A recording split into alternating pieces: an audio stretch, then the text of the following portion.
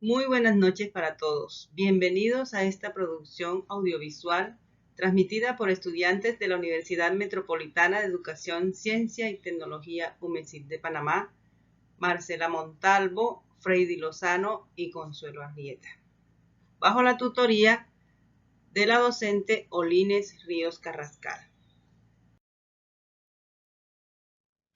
El objetivo de esta clase es explicar las teorías del aprendizaje del conductismo desde una perspectiva crítica argumentativa en el ámbito de los procesos formativos.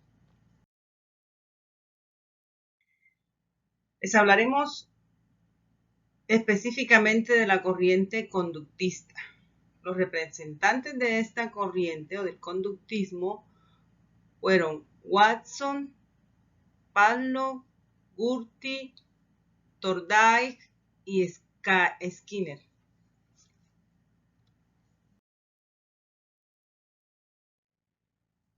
El conductismo está formado por 4 teorías, que son la teoría conexionista o asociacionista, la teoría del condicionamiento sin razonamiento o contiguo, el condicionamiento clásico de Pavlov y la teoría del condicionamiento operante.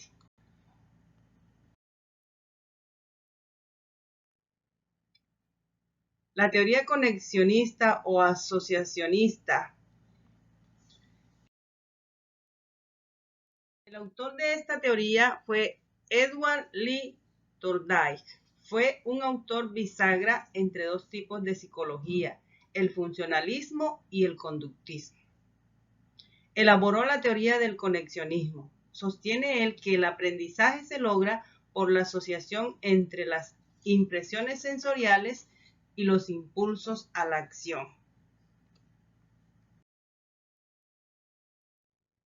Según los resultados de Thorndike, el aprendizaje es un proceso de ensayo y error gradual sin cambios bruscos. A medida que se suceden los ensayos, van desapareciendo los errores, representándose una curva descendente que muestra el progreso asociativo realizado por los sujetos, pues este aprendizaje depende de la conexión entre la situación y la respuesta correcta.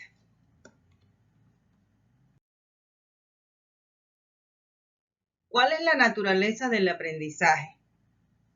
El aprendizaje es el resultado de asociaciones o conexiones formadas entre estímulos y respuestas que se adquiere por la experiencia.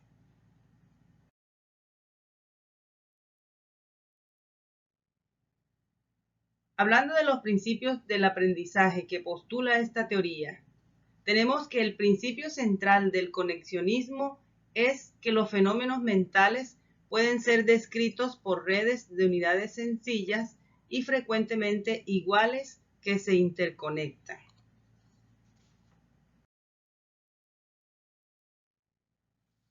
Las ideas básicas de Thorndike sobre el aprendizaje fundamentalmente son 3. Estas 3 leyes, la ley del ejercicio, la ley del efecto y la ley de la disposición. La ley del ejercicio tiene 2 partes, la ley del uso y la ley del desuso. La ley del uso, según esta ley, cuando un estímulo recibe respuesta, se fortalece la conexión. Y la ley del desuso, de acuerdo con esta, cuando no hay una respuesta para un estímulo, la fuerza de la conexión se debilita, es decir, se olvida. Cuanto más tiempo pase antes de que se produzca una respuesta, más se debilita la conexión. Cuando se establece una conexión modificable entre una situación y una respuesta, y esta va acompañada o seguida por un estado de satisfacción, dicha conexión se fortalece o se incrementa. Cuando la conexión se establece y va acompañada o seguida por un estado de insatisfacción, su fuerza se debilita. Hablando ya de la ley del efecto, hace hincapié en las consecuencias de la conducta. Detalla cómo en el proceso de ensayo y error, apoyado en la teoría del aprendizaje de Charles Darwin, si se produce una respuesta seguida por una satisfacción, la conexión se hace más fuerte y conduce a su aprendizaje. Por el contrario, si hay un refuerzo negativo, la conexión estímulo-respuesta se debilita y acaba desapareciendo. Por último, tenemos la ley de la disposición, que afirma que cuando alguien está preparado a actuar, si lo hace, se siente recompensado, mientras que si no lo hace, se siente castigado.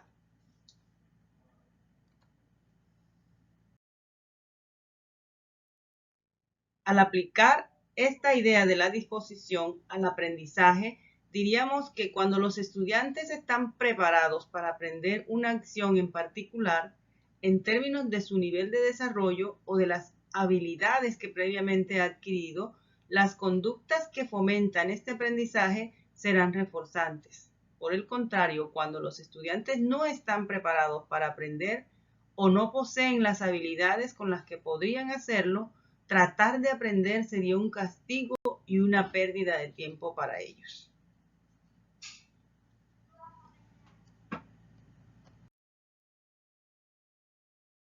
Hola, soy Marcela Montalvo y les voy a hablar sobre la teoría del condicionamiento sin reforzamiento o contigo.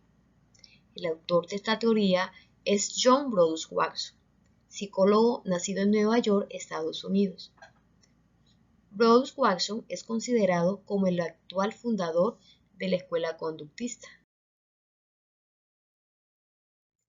Pero nos preguntamos, ¿qué es el condicionamiento sin reforzamiento? Para Watson es una forma de aprendizaje mediante el cual un sujeto tiene más probabilidades de repetir las formas de conducta que conllevan consecuencias positivas y por el contrario menos probabilidad de repetir las que conllevan a consecuencias negativas. Bien, Brodus Watson define el aprendizaje como un cambio perdurable en la conducta basado en la teoría que es conocida como estímulo-respuesta. ¿Cómo ocurre el aprendizaje? Es decir, a presentar un estímulo adecuado obtendrás una respuesta que puedes observar en la conducta. Estos condicionamientos se derivan de los experimentos realizados por Brodus Watson, donde miraba los temores infantiles y otras reacciones emocionales que son adquiridas, mas no imitadas.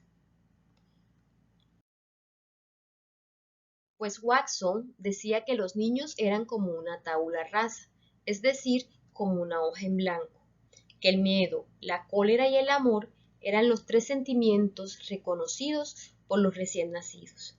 Para ello, se basa en su experimento con un niño de 9 meses al que se le llamó Albert.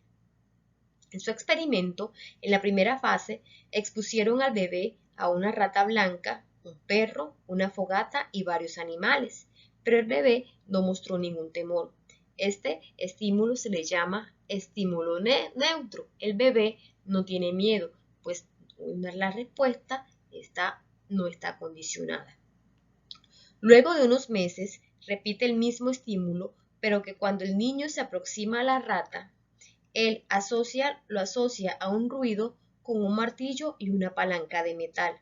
El bebé se echó hacia atrás y cuando volvió a intentar tocar la rata, nuevamente sonó el ruido metálico y el bebé lloró.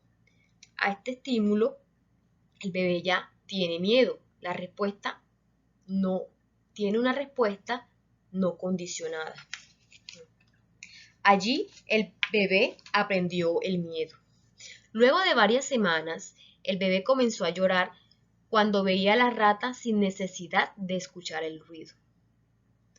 El bebé tiene miedo a la rata al asociarlo al ruido. Es una respuesta condicionada, lo que se generaliza luego a otros animales.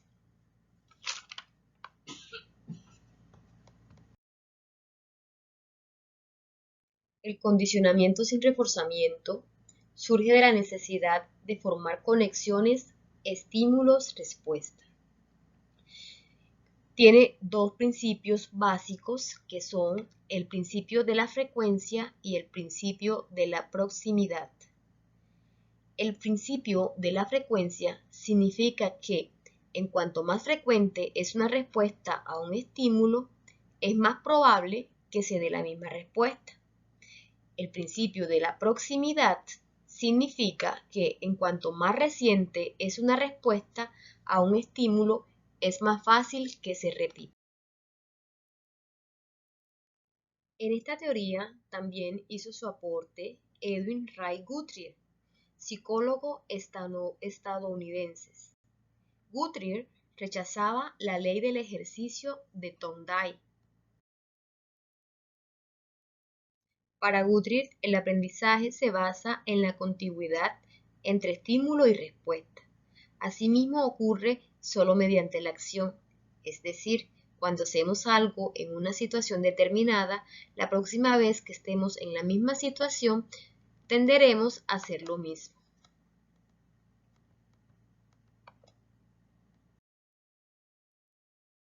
Los principios de esta teoría. Tenemos un primer principio que es el principio de actos y movimientos, que significa que un estímulo provoca un movimiento. El principio de fuerza asociativa, donde él plantea que el aprendizaje ocurre a través del emparejamiento de un estímulo y una respuesta.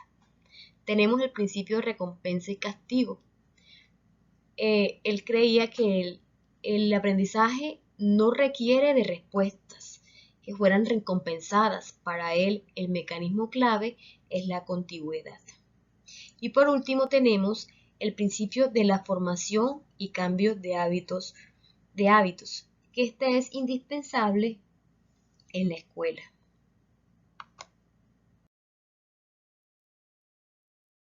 El experimento que llevó a cabo Guthrie con gatos fue interpretado como evidencia de este principio, del todo o nada del aprendizaje, donde un gato aprende a salir de una caja problema porque su respuesta la saca de su situación de estímulo de la caja problema. Por ende, tiene una asociación entre el estímulo y la respuesta de escape. El alimento como recompensa no imprime o fortalece la relación de estímulo-respuesta. Por lo tanto, no genera el aprendizaje, sino que protege una asociación que ya se ha formado. La situación fundamental de la recompensa es sacar al gato de una determinada situación de estímulo e impedir el desaprendizaje de una asociación ya formada. En la teoría del condicionamiento, según Guthrie, los métodos que utilizaba tres métodos. El método umbral, método de los estímulos modificados, conductas incompatibles y el método de fatiga.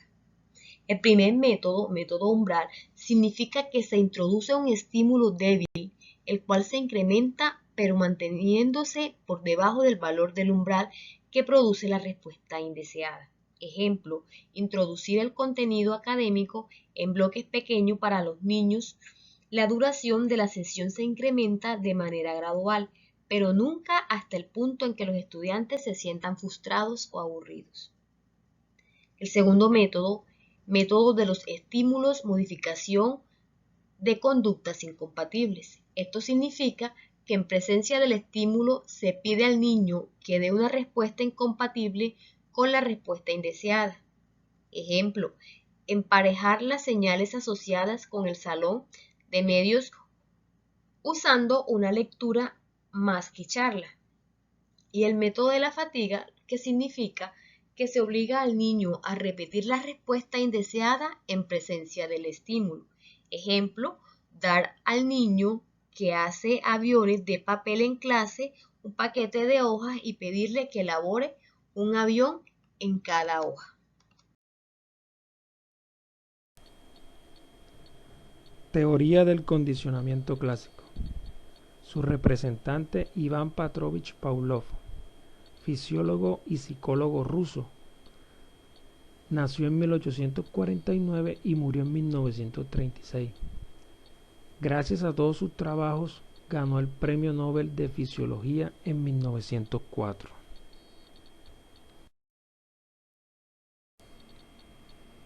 La teoría del condicionamiento clásico se deriva de los experimentos realizados por Pavlov, quien durante el estudio del aparato digestivo canino notó que los animales salivaban al ser expuestos a estímulos asociados con la comida sin que fuera necesaria la presencia física de ésta.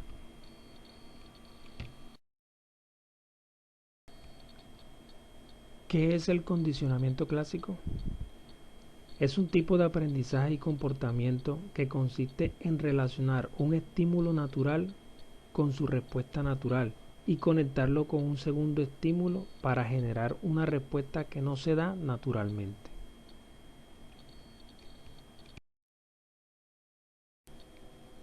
Pavlov define el aprendizaje como el proceso por medio del cual se efectúa un cambio en la conducta a través de la experiencia o asociación de eventos o estímulos.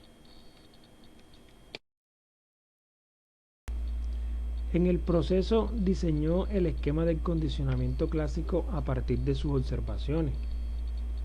Tenemos el estímulo incondicionado, que es el estímulo que de manera automática provoca una respuesta en el organismo. La respuesta incondicionada es la respuesta que ocurre en el organismo de manera automática cuando está presente un estímulo incondicionado. Para Pavlov, sería la cantidad de saliva que el perro segregaba cuando se le presentaba la comida. El estímulo neutro es un estímulo que cuando está presente en el medio no provoca ningún tipo de respuesta en el organismo. Cuando un estímulo neutro se ha asociado temporalmente con un estímulo incondicionado, este pasa a ser un estímulo condicionado, ya que es capaz por sí mismo de provocar una respuesta parecida a la que provoca el estímulo incondicionado.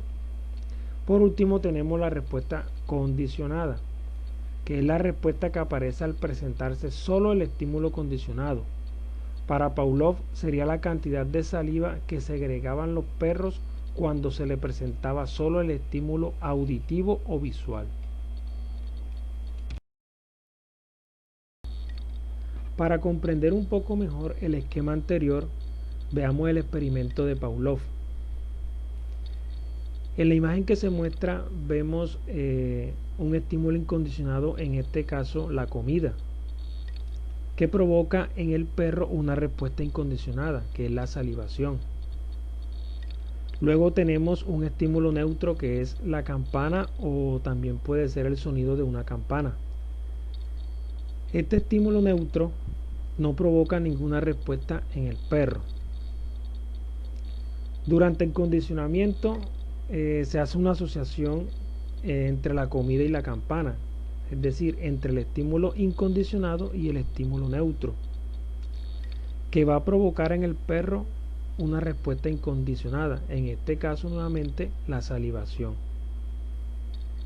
Después del condicionamiento, después de muchas repeticiones, la campana se convierte en un estímulo condicionado, es decir, que al producir el sonido va a provocar en el perro la salivación, es decir, una respuesta condicionada. En este caso ya no estaría la comida, sino el estímulo condicionado, que viene siendo el sonido de la campana o la campana, y eso va a producir en el perro la salivación.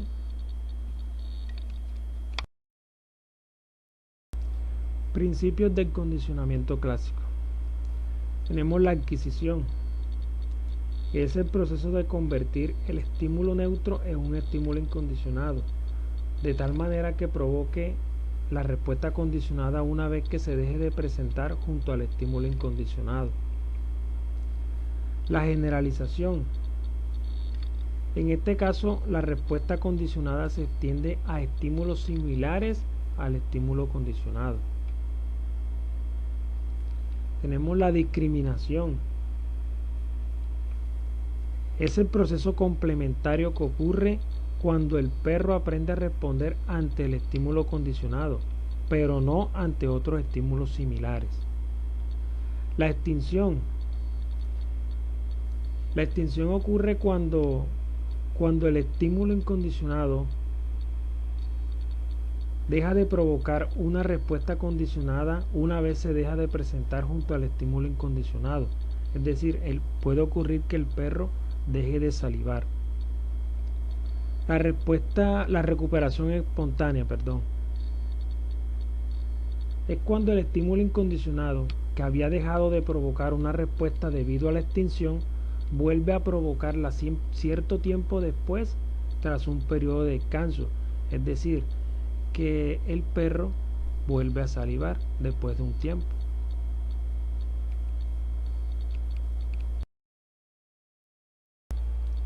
Ahora hablaremos de la teoría del condicionamiento operante. Su representante es Bruce Frederick Skinner, que fue un psicólogo, filósofo social, inventor y autor estadounidense. Nació en 1904 en Pensilvania, Estados Unidos, y murió en 1990 en Cambridge, Massachusetts.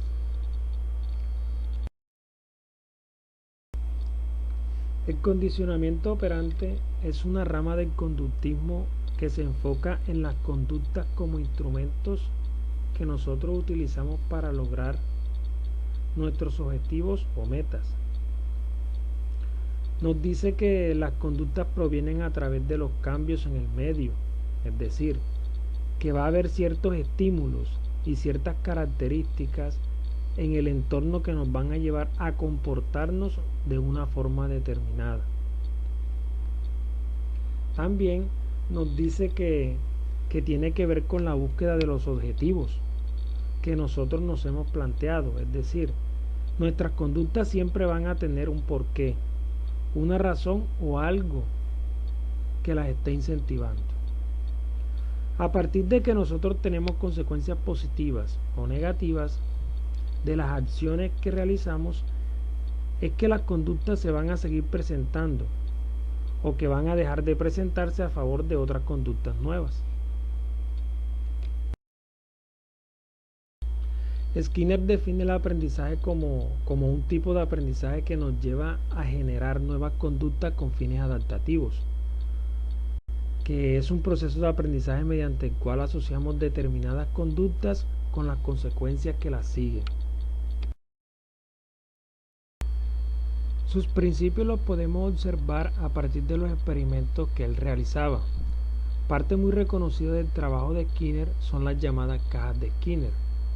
Estas consisten en una serie de cajas o jaulas en las cuales era introducido un animal y contaba con una serie de dispositivos y una palanca la cual el animal tenía que activar cuando presentara un estímulo determinado. Si el animal realizaba la conducta que se esperaba que realizara, entonces recibía un alimento que iba a servir como especie de recompensa para que siguiera presentando esta conducta. En cambio, y si el animal realizaba una conducta que no era la deseada, entonces se le iba a castigar con una serie de descargas eléctricas leves que provenían desde el piso del jaula. A partir del experimento anterior podemos ver el modelo básico del condicionamiento operante, que se divide en tres: el estímulo discriminativo, la conducta o respuesta operante y el estímulo reforzador. El estímulo discriminativo en este caso del experimento viene siendo la luz como un estímulo discriminativo, la conducta, el accionar la palanca, y el estímulo reforzador en este caso pues la recompensa que recibe la rata al accionar la palanca, que viene siendo la comida.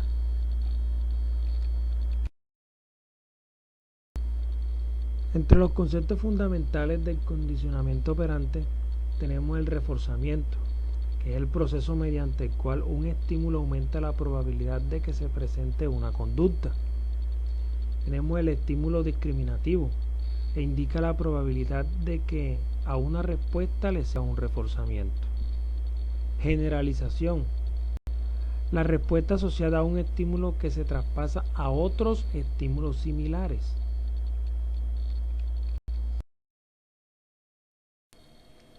También tenemos el moldeamiento, que es la recompensa dada en función del acertamiento a la conducta deseada. Encadenamiento, la formación de conductas complejas mediante series de pasos más sencillos.